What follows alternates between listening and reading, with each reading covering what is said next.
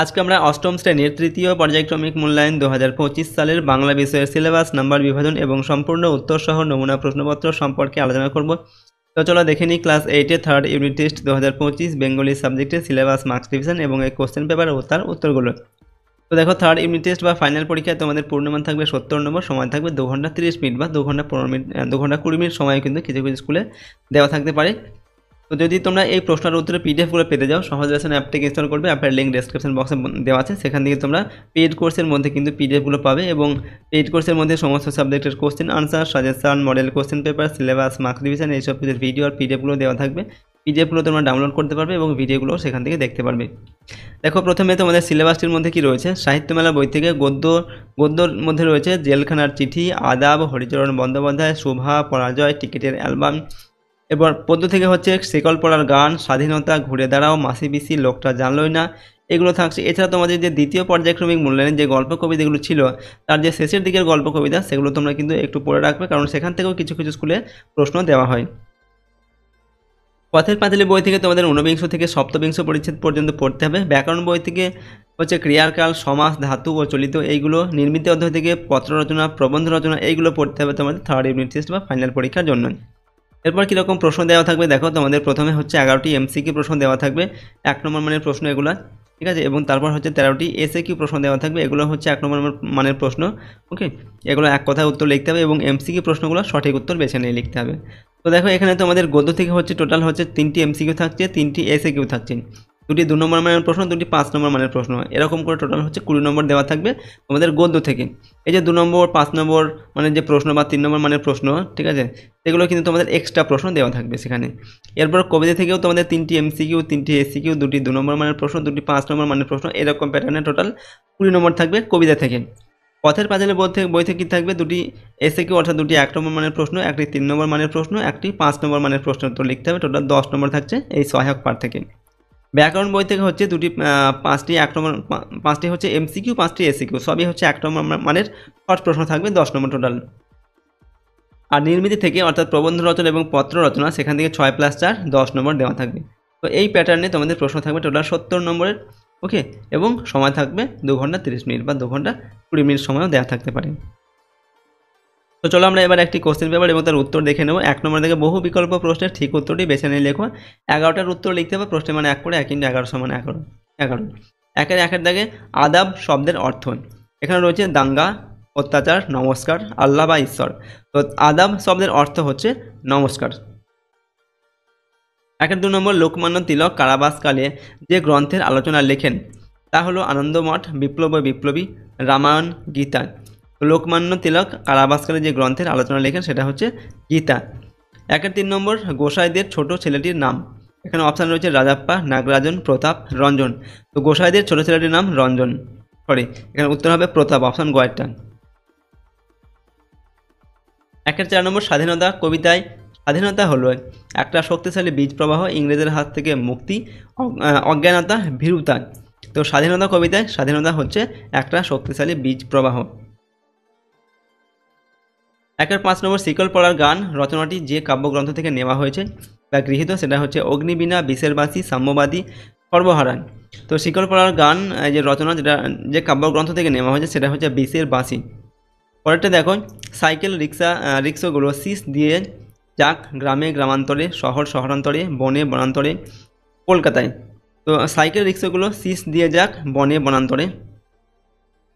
7 নম্বর, সমাস করে যে নতুন পদটি গঠিত হয় তাকে বলে সমস্যমান পদ, ব্যাস বাক্য, সমস্ত পদ, পূর্বপদ। তো সমাস করার পর যে নতুন পদটা গঠিত হয় তাকে বলা হয় সমস্ত পদ। 8 নম্বর দেখে প্রশ্ন, আমি বই পড়ি, এই বাক্যের ক্রিয়া বিভক্তি হলো আ, মি, হ্রস্বই, পর। এখানে ক্রিয়া বিভক্তি কোনটা, এখানে ক্রিয়া হচ্ছে কি পড়ি, এটা হচ্ছে পড়া হচ্ছে ক্রিয়া, এখানে বিভক্তি রয়েছে হ্রস্বইকার, ঠিক আছে, অর্থাৎ হ্রস্বই হচ্ছে এখানে বিভক্তি, ক্রিয়া বিভক্তি আর কি।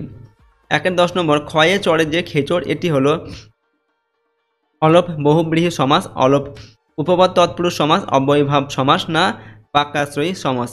তো ক্ষয়ে চড়ে যে খেচর, এটি হচ্ছে অলপ উপপদ তৎপুরুষ সমাস। 11 নম্বর দেখে, যে বই পড়তে থাকবে, বাক্যটি হলো ঘটমান বর্তমান, পুরা ঘটিত বর্তমান, চলমান বর্তমান, নিত্য বর্তমান। তো সে বই পড়তে থাকবে, এটা হচ্ছে ঘটমান ভবিষ্যৎ, ঠিক আছে। 2 নম্বর থেকে নিচের প্রশ্নগুলি 2-1টি বাক্যে উত্তর দিতে হবে। এখানে 13টা প্রশ্ন দেওয়া আছে, প্রশ্নের মান 1 নম্বর করে, 1 × 13 = 13। 2-1 থেকে রঞ্জনকে সবাই যখন হন্যে হয়ে খুঁজছিল তখন রঞ্জন কোথায় ছিল? তো রঞ্জনকে সবাই যখন হন্যে হয়ে খুঁজছিল তখন রঞ্জন সিকিমের পেলিংয়ে মাউন্ট পান্ডিম হোটেলে ছিল। 2 নম্বর, নাগরাজনের ছোট বোনের নাম কি? উত্তর লিখবে, নাগরাজনের ছোট বোনের নাম হচ্ছে কামাক্ষী। 3 নম্বর, স্ত্রী পুরুষে বিস্তর পরামর্শ হইল। এখানে স্ত্রী পুরুষ কে কে? এখানে স্ত্রী পুরুষ বলতে শোভার পিতা, বাণীকণ্ঠ ও মাতাকে বোঝানো হয়েছে। 4 নম্বর, ঘুমপাড়ানি মাসি পিসি কখন ছাড়া কাপড় কাচে? তো ঘুমপাড়ানি মাসি পিসি খুব ভোরবেলায় ছাড়া কাপড় কাচে। 5 নম্বর, লোকটার ইহকাল পরকাল গেল কিভাবে পেরিয়ে গেল? তো বাম দিকের বুক পকেটটা সামলাতে সামলাতে লোকটার ইহকাল পরকাল পেরিয়ে গেল। কাজী নজরুল ইসলাম শিকলপড়াকে ছল বলেছেন কেন? কাজী নজরুল ইসলাম শিকলপড়াকে ছল বলেছেন ভারতবাসীর মন থেকে শিকলপড়ার ভীতি দূর করার জন্য। 7 নম্বর, বাক্যাশ্রয়ী সমাস কাকে বলে? বাক্য বা বাক্যাংশ যখন সমাসবদ্ধ পদরূপে ব্যবহৃত হয় তখন তাকে বাক্যাশ্রয়ী সমাস বলে। ভবিষ্যৎ অনুজ্ঞার উদাহরণ দাও, একটি লিখতে হবে। আমরা আগামীকাল বেড়াতে যাব, এটা হচ্ছে ভবিষ্যৎ অনুজ্ঞার একটি উদাহরণ। 9 নম্বর, সাম্য মান্য চলিত বাংলার সংজ্ঞা দাও। কলকাতা শহর সহ ভাগীরথীর উভয় তীরবর্তী অঞ্চলের ভদ্র ও শিক্ষিত সমাজের কথ্য ভাষাকে মান্য চলিত ভাষা বলা হয়। সাধু ও চলিত এর একটি পার্থক্য লেখন। তো সাধু ভাষার বাক্যবিন্যাস রীতি অনমনীয়, কিন্তু চলিত ভাষার বাক্যবিন্যাস রীতি অনেক নমনীয়, অনেক নমনীয়। 11 নম্বর থেকে ব্যাস বাক্য সহ সমাসের নাম লেখো। হানাহানি, তো হানাহানি কী হবে? পরস্পরকে হানা, বেতিহারি, এটা বহুব্রীহি সমাস। 12 নম্বর হচ্ছে হরিহরের পিতার নাম কি? তো হরিহরের পিতার নাম হচ্ছে রামচাঁদ তর্ক বাগিস। 13 নম্বর, অপু কাশি যাওয়ার জন্য কোন স্টেশনে ট্রেন ধরেছিলেন? তো অপু কাশি যাওয়ার জন্য মাঝের পাড়া স্টেশনে ট্রেন ধরেছিলেন। পরেরটা দেখো, কম বেশি 30টি শব্দে যে কোনো 2টি প্রশ্নের উত্তর দাও। প্রশ্নের মান 2 নম্বর করে, 2 × 4 নম্বর। এখানে 1 দাগে ভারতীয় জেল বিশেষ একটি পুস্তক সুভাষচন্দ্রের লেখা হয়ে ওঠেনি। ভারতীয় জেল বিষয়ে একটি পুস্তক সুভাষচন্দ্রের লেখা হয়ে ওঠেনি, ঠিক আছে। লেখা হয়ে ওঠেনি কেন? উত্তর লিখবো আমরা, ভারতীয় জেল বিষয়ে সুভাষচন্দ্র বসুর একটি পুস্তক লেখা না হয়ে ওঠার কারণ হচ্ছে কি না, বই লেখার জন্য যে উদ্যম বা শক্তির প্রয়োজন সেই সময় তার কাছে সেই উদ্যম বা শক্তির অভাব ছিল। তাছাড়া তার বিভিন্ন সমস্যা ও অস্থিরতার কারণে সেই চেষ্টার উপযুক্ত সামর্থ্যও ছিল না। 2 নম্বর, সে নির্জন দ্বীপ্রহরের মতো শব্দহীন এবং সঙ্গীহীন। সুভাষ সম্পর্কে এরকম উপমা লেখক ব্যবহার করেছেন কেন?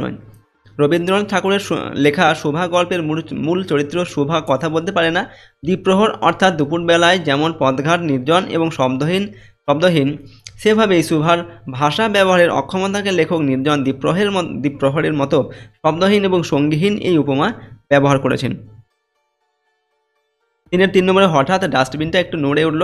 ডাস্টবিনটা নড়ে ওঠার অব্যবহতি পরে কি দেখা গেল? তো দেখো, ডাস্টবিনটা নড়ে ওঠার অব্যবহতি পরে দেখা গেল ডাস্টবিনের দুই পাশে 2টি মানুষ নিস্পন্দ নিশ্চল, তাদের বুকের স্পন্দন যেন বন্ধ হওয়ার জোগাড়।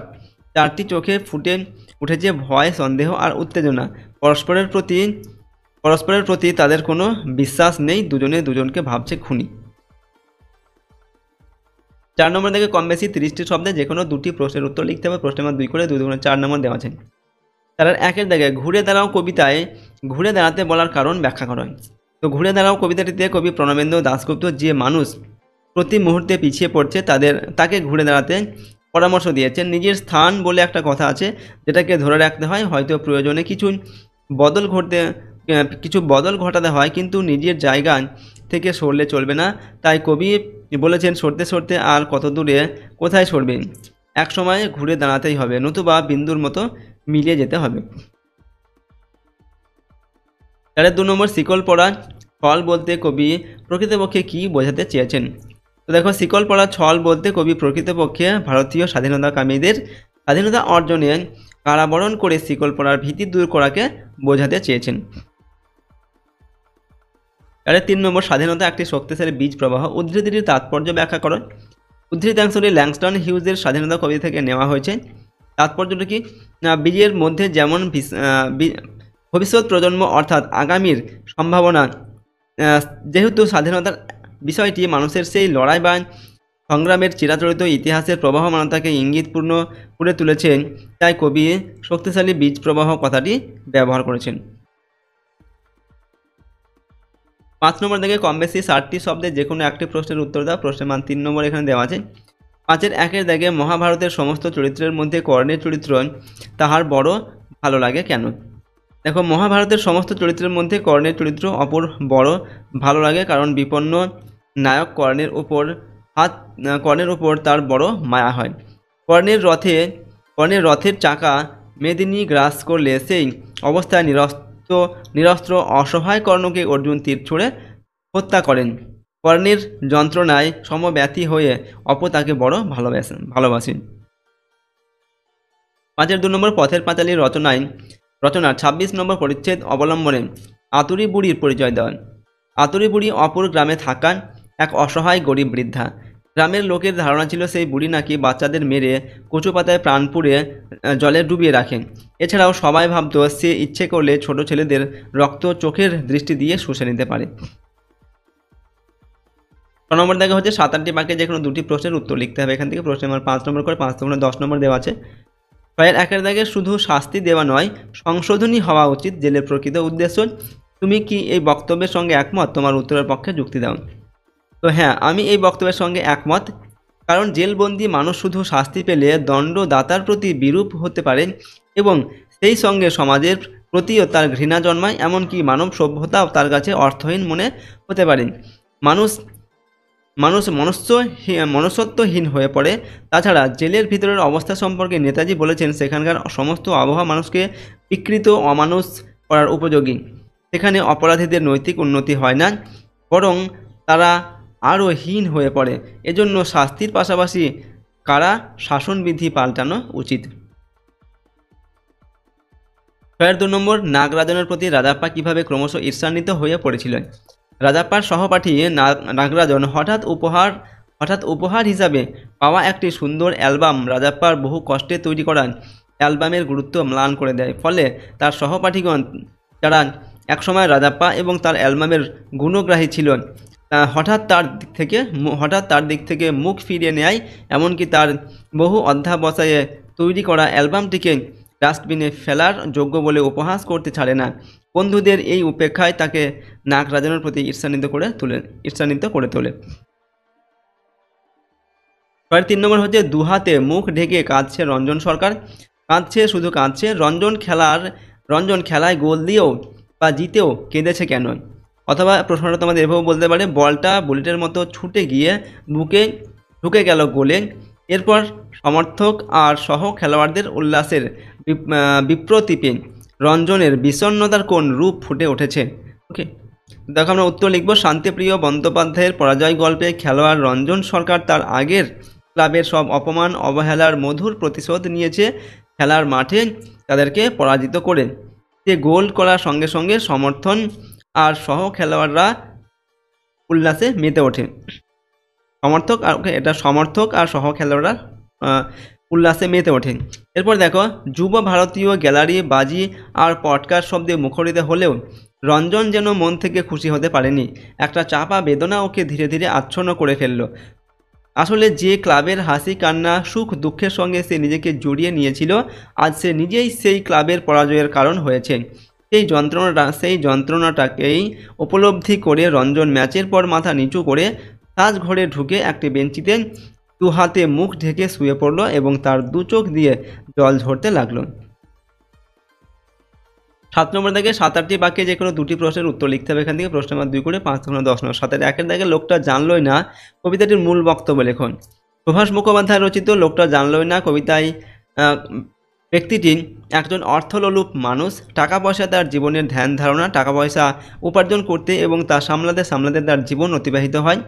হৃদয়ের খোঁজে তার অনীহা, মানুষের সান্নিধ্য তার কাম্য নয়। ইহকালে তিনি ধনবান ও ভোগী, কিন্তু পরকালে পুঁজি শূন্য। তাই কবি তার মৃত্যুকে গুরুত্বহীন ঘটনার রূপে বর্ণনা করেন। ওকে, কারণ বন্ধুহীন জীবন একেবারেই মূল্যহীন বা মৃত্যুর নামান্তর। 7-এর 2 নম্বর, মাসি পিসি কবিতায় মাসি পিসি কারা? কবিতা অবলম্বনে মাসি পিসিদের জীবনযাত্রার পরিচয় দেন। মাসি পিসি কবিতায় মাসি পিসি বলতে কবি গ্রাম থেকে জীবিকার সন্ধানে শহরে আসা সমস্ত শ্রমজীবী মহিলাদের বুঝিয়েছেন। উদয়াস্ত পরিশ্রম করে এইসব মহিলারা তাদের সংসার প্রতিপালন করেন। তাদের জীবনে কোনো অবসর নেই। সমাজ তাদের সেবায় উপকৃত হয়। বিনিময়ে প্রাপ্য সম্মান ও অর্থ তারা পান না। এক কথায় চরম জীবন সংগ্রামের মধ্য দিয়ে তাদের দিন কাটে। 3 মাস ও বছর কেটে যায়, তাদের কর্মধারায় কোনো পরিবর্তন আসে না। 7-এর 3 নম্বর, স্বাধীনতা বলতে কী বোঝো? কী কী বিষয়ে মানুষের স্বাধীনতা প্রয়োজন বলে তুমি মনে করো? স্বাধীনতা বলতে বোঝায় নিজের অধীনে থাকা, ব্যক্তির স্বাতন্ত্র্য ও স্বাচ্ছন্দ্য বজায় রেখে বেঁচে থাকাই স্বাধীনতা। নানা বিষয়ে মানুষের স্বাধীনতা প্রয়োজন, যেমন হচ্ছে বাক স্বাধীনতা, মত প্রকাশের স্বাধীনতা, চিন্তার স্বাধীনতা, ব্যক্তির স্বাধীনতা, ধর্মীয় স্বাধীনতা, অর্থনৈতিক স্বাধীনতা, লেখাপড়া, ব্যবসা বাণিজ্য ইত্যাদি বিষয়ের স্বাধীনতা। এছাড়া অন্ন, বস্ত্র, বাসস্থান ইত্যাদি মৌলিক চাহিদার ব্যাপারেও মানুষের স্বাধীনতা থাকা প্রয়োজন। পরের প্রশ্ন দেখব 8 নম্বর থেকে 8-10টি বাক্যে যে কোনো একটি প্রশ্নের উত্তর লিখতে হবে। প্রশ্নের মান 5 নম্বর। এখানে 8-এর 1-এর দাগে অপু তার দিদির সঙ্গে কেন কখনো আড়ি করবে না? তো অপু তার দিদিকে খুব ভালোবাসে। অপুর দিদি মাঝে মধ্যে আম, জাম, কামরাঙা, তেঁতুল লোভনীয় খাদ্যগুলি মাকে লুকিয়ে নিয়ে আসে এবং দুজনে মিলে খায়। তাই সে সিদ্ধান্ত নিয়েছিল কখনো দিদির সঙ্গে আড়ি করবে না। প্রত্যু যেদিন তাদের খেলাঘরের দোকান থেকে মাকাল ফল চুরি করে পালায়, সেদিন তার দিদি সমস্ত বনবাদার ঘুরে সন্ধ্যায় একরাশ মাকাল ফল এনে দিয়েছিল। তার ডাগর চোখের স্নিগ্ধ মমতা মাখা হাসি দেখে অপু সেদিন বুঝেছিল দিদি তাকে বড়ই ভালোবাসে।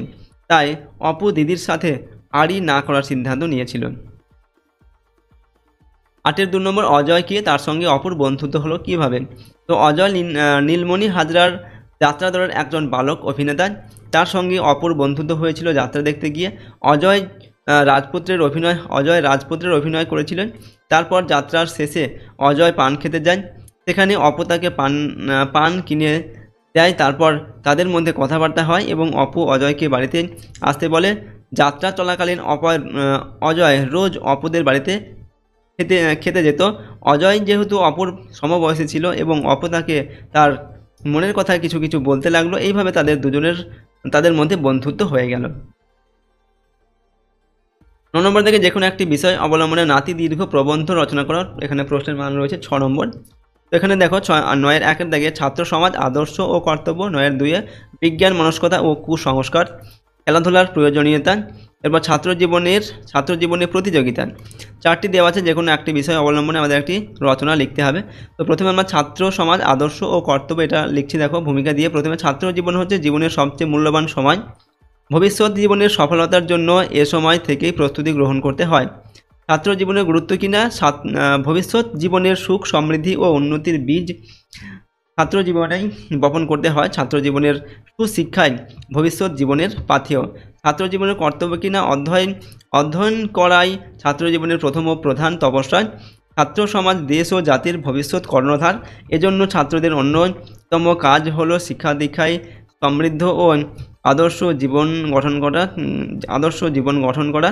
ছাত্র সমাজকে জ্ঞান বিজ্ঞানে উন্নত এবং শারীরিক শক্তিতে ও মানসিক দক্ষতায় বলীয়ান হতে হবে। পরের পয়েন্ট হচ্ছে জনসেবামূলক কাজে অংশগ্রহণ করা। ছাত্ররাই দেশ ও জাতির ভবিষ্যৎ। তাই ছাত্র জীবনে সকলের উচিত জনসেবামূলক কাজে অংশগ্রহণ করা। বন্যা, ঘূর্ণিঝড়, জলোচ্ছ্বাস ইত্যাদি প্রাকৃতিক দুর্যোগে ক্ষতিগ্রস্তদের সাহায্য সহযোগিতায় এগিয়ে আসা ছাত্রদের কর্তব্য। উপসংহারে আমরা লিখছি ছাত্র জীবনের সবচেয়ে গুরুত্বপূর্ণ সময়। তাই এই সময় থেকে নিজেদের দায়িত্ব ও কর্তব্য সম্পর্কে সচেতন হয়ে উঠতে হবে। ছাত্ররাই ভবিষ্যতে দেশের সকল ক্ষেত্রে নেতৃত্ব দেবে। তাই নিজেদের উপযুক্ত করে গড়ে তুলতে পারলে দেশ ও জাতির জন্য তারা গৌরব বয়ে আনতে সক্ষম হবে। এইভাবে আমরা লিখলাম ছাত্র সমাজের দায়িত্ব ও কর্তব্য সম্পর্কে খেলাধুলার প্রয়োজনীয়তা। এটা আমরা লিখি দেখো ভূমিকা দিয়ে প্রথমে। ছাত্র জীবন হলো ভবিষ্যৎ জীবনের ভিত্তি। ভবিষ্যৎ মানে শুধুই আর্থিক নিশ্চয়তা নয়, সুস্থতারও নিশ্চয়তা। সুস্থ শরীর থাকলে তবেই মানুষ নিজের জীবনকে উপভোগ করতে পারবে। তাই সুস্থ ও নীরোগ ভবিষ্যতের জন্য বিদ্যালয় জীবন থেকেই পড়াশোনার পাশাপাশি খেলাধুলা ও শরীরচর্চার ভূমিকা অপরিহার্য। শরীরচর্চা ও খেলাধুলা। ছাত্র জীবন শরীর গঠনের সেরা সময়। শরীরচর্চা ও খেলাধুলা কেবল স্বাস্থ্য গঠন করে না, চারিত্রিক গঠনও সুদৃঢ় করে। খেলোয়াড় সুলভ উদারতা, সুস্থ প্রতিযোগিতা, পারস্পরিক সহযোগিতার অভ্যাস তৈরি করে খেলাধুলা। এরপর শিক্ষায় খেলাধুলার প্রভাব।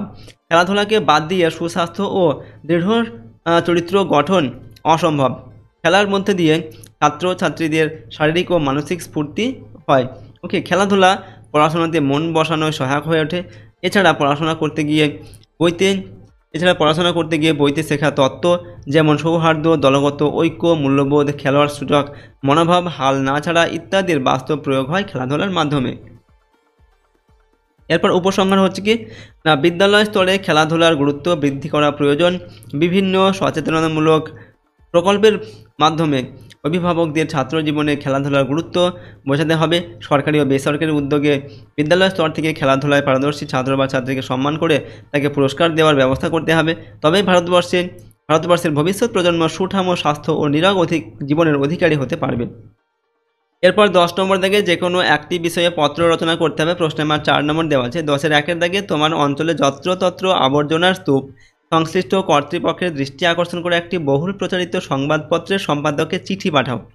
তো দেখো এটা আমরা কীভাবে লিখবো। প্রথমে সম্পাদক সমীপেশু, ওকে, সংবাদ প্রতিদিন। আমরা যে কোনো একটি সংবাদপত্রের নাম এখানে লিখতে হবে, যে সংবাদপত্রে আমরা এই চিঠিটা লিখবো। আমরা এখানে সংবাদ প্রতিদিন এই নামটা লিখলাম। তারপর সংবাদ প্রতিদিনের যে ঠিকানা সেটা আমাদের লিখতে হবে। আমরা লিখলাম 20 প্রফুল্ল সরকার স্ট্রিট, কলকাতা 700070, এবং একটা তারিখ, আমরা ডান দিকে একটা তারিখ লিখলাম, যেদিনকে লিখছি সেদিনকে তারিখ। এবার বিষয়টা হচ্ছে আমাদের কি, আবর্জনার স্তূপ সাফাই। দেখো, সবিনয় নিবেদন, আমি বর্ধমান পুরসভার অধীনে 23 নম্বর ওয়ার্ডের একজন বাসিন্দা। এখানে তোমরা তোমাদের যে নিজের এলাকার নাম সেটা লিখবে। আমাদের ওয়ার্ডে বিভিন্ন জায়গায় আবর্জনার পাহাড় তৈরি হয়েছে। সেই স্তূপ থেকে নির্গত পচা গন্ধে এলাকাবাসীর প্রাণ ওষ্ঠাগত। সেই সঙ্গে বেড়েছে মশা মাছির সমস্যা। এছাড়াও কাক, কুকুর এবং বিড়ালের জন্য আবর্জনা চারিদিকে ছড়িয়ে পড়ে পথঘাট ভীষণ নোংরা করে তুলেছে। এই জঘন্য পরিস্থিতির জন্য দায়ী এই অঞ্চলে নিযুক্ত বর্ধমান পুরসভার সাফাইকর্মী। তার দীর্ঘ অনুপস্থিতির ফলে এই এলাকার এমন হাল। পুরসভাকে বারবার এই বিষয়ে জানানো সত্ত্বেও কোনো লাভ হয়নি। তাই আপনার বহুল প্রচারিত সংবাদপত্রের মাধ্যমে সরকার এবং পুর কর্তৃপক্ষকে এই বিষয়ে জানাতে চাই। আশা করি ঘটনাটির গুরুত্ব বিবেচনা করে আমার পত্রটি প্রকাশ করে বাধিত করবেন। এরপর দেখো, নমস্কারান্তে নিজের পুরো নামটা এখানটা লিখবে এবং নিজের পুরো ঠিকানাটা এখানে বাঁদিকে লিখবে। এইভাবে আমরা এই পত্রটিকে লিখলাম। এরপর দেখো, পরেরটা হচ্ছে 10-এর 2 নম্বর থেকে গ্রামীণ বিদ্যালয়গুলিতে কম্পিউটার শিক্ষা কেন্দ্র গড়ে তোলার আশু প্রয়োজনীয়তার কথা জানিয়ে বহুল প্রচলিত দৈনিকে একটি চিঠি প্রেরণ করুন। ঠিক আছে, তো এখানেও তোমাকে একটি চিঠি লিখতে হবে একটি সংবাদপত্রে। ওকে, তো এখানে দেখো আমরা সম্পাদক সমীপেশু লিখলাম।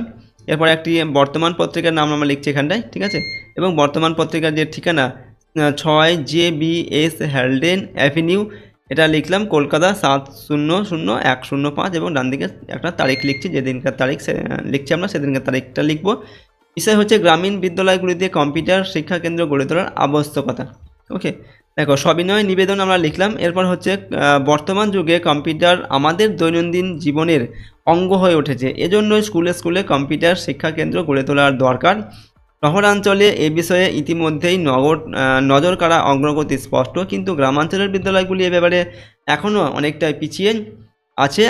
গ্রামের বেশিরভাগ পড়ুয়া গরিব পরিবার থেকে আসে, তাদের বাবা মায়ের কম্পিউটার কিনে দেওয়ার সামর্থ্য নেই। তাছাড়া সামর্থ্য থাকলেও কম্পিউটারের প্রতিযোগিতা এবং প্রয়োজনীয়তার বিষয়ে পরিবারের সদস্যরা ভালোভাবে ওয়াকিবহাল নন।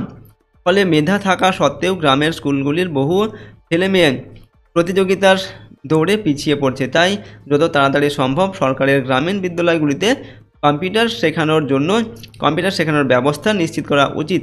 আশা করি বিষয়টির গুরুত্ব বিবেচনা করে আমার পত্র প্রকাশ করে বাধিত করবেন। এরপর নমস্কারান্তে নিজের পুরো নামটা লিখবে এবং নিজের পুরো ঠিকানাটা বাঁদিকে লিখবে। তো এইভাবে তোমরা এই পত্রটিকে লিখবে। তো দেখো, আজকে আমরা তোমাদের ক্লাস 8-এর 3rd ইউনিট টেস্ট অর্থাৎ তৃতীয় পর্যায়ক্রমিক মূল্যায়ন 2025 বাংলা বিষয়ের সিলেবাস নাম্বার বিভাজন এবং একটি প্রশ্নপত্রের সম্পূর্ণ উত্তর এখানে আমরা আলোচনা করলাম। তো এটি আমরা সেট 1 সম্পর্কে কিন্তু আলোচনা করলাম। এরপর আমরা আরও কিন্তু 4-5টি সেট আপলোড করব।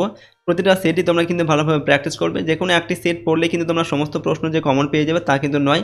ঠিক আছে, একটি সেট পড়লে কিন্তু তোমরা এখান থেকে সব প্রশ্ন কমন নাও পেতে পারো। সুতরাং সব সেটগুলি কিন্তু তোমরা ভালোভাবে প্র্যাকটিস করে নেবে।